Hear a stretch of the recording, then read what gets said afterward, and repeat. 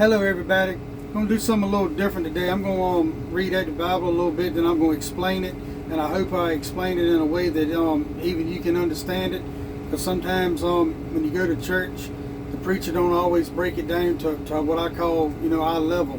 But I'm going to be reading out of the book of James, my personal favorite book. I'm going to read the first few verses of it. James chapter 1. James, a bondservant of God and the Lord Jesus Christ, to the 12 tribes which are scattered abroad, greetings.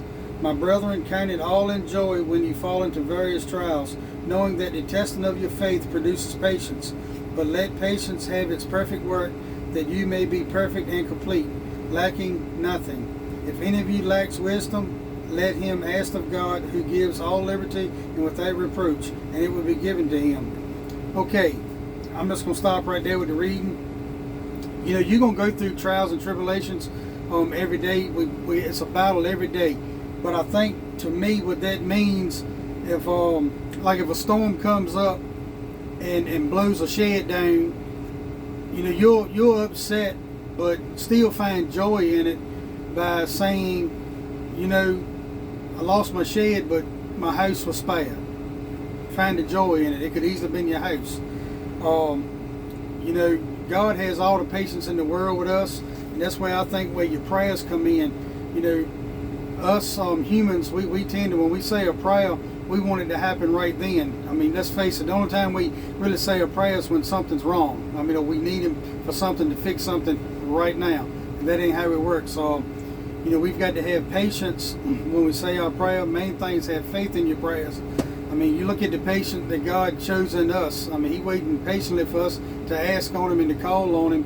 And, they always say that I wish God wouldn't put so much on my plate at one time. Well, a preacher once told me over to the side, he said, God put so much on your plate at one time so you'll turn to him quicker. So that's how I'm going to kind of look at it. And as far as the wisdom goes, who cannot use more godly wisdom in this world we live in today?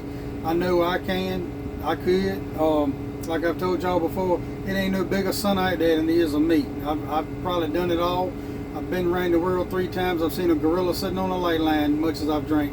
But God was patient with me, and he answered my prayers when I asked him to forgive me of everything and to clean my heart up. But anyway, I just want to read that to you, encourage you a little bit. I hope it helps you understand them few verses. If this is working out, I'm going to probably try to do it every day or so. But anyway, like always, we're going to be praying for you.